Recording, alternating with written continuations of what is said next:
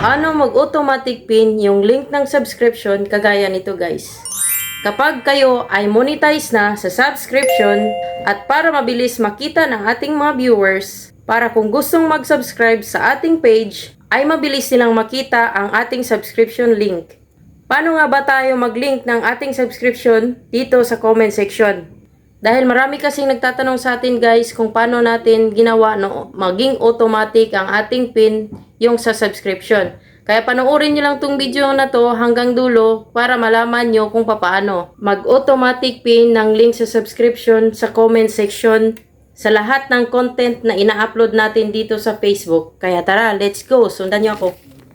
Pindutin ang Facebook, 3 dots, tapos professional dashboard, pindutin mo ulit, then scroll right side, hanapin ang monetization, click mo yan, after mo maklik, hanapin natin dito yung subscription.